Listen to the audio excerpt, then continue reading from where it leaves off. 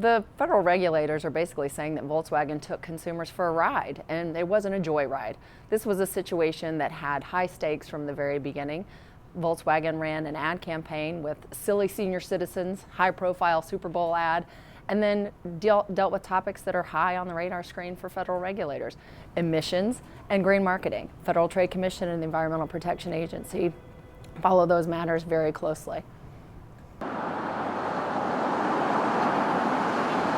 Right now we have a general framework. The judge has said, and Volkswagen had proposed, that consumers can either sell their car back or get a fix. But what that means exactly, we don't know. There was some speculation that came out yesterday that might include a $5,000 buyback. The judge was very clear to say, we're not talking money yet. And how that actually gets executed will also have to be worked out. The judge has said 2 months. You guys figure it out in 2 months. Come back July 21st.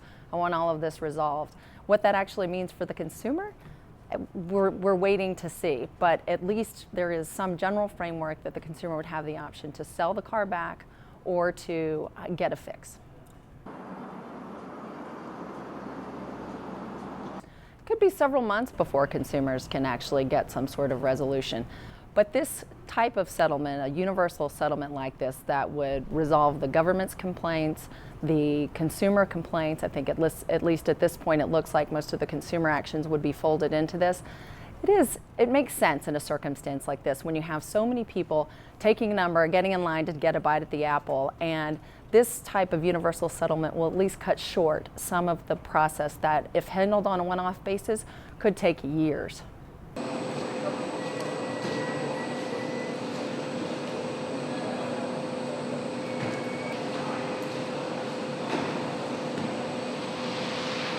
Certainly, when you look at U.S. settlements, we often see a ripple effect even when there's a settlement with a federal regulator, and then you often see class actions follow on. So I would expect to see that same ripple carry over across the ocean, and that Volkswagen would have similar issues to be dealing with down the road with German and other investigations that are pending.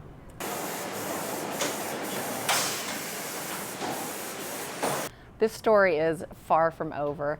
The criminal investigation is still pending and could go on for a very long time. Volkswagen has conducted, or is conducting, its own investigation to try to figure out exactly who knew what and when.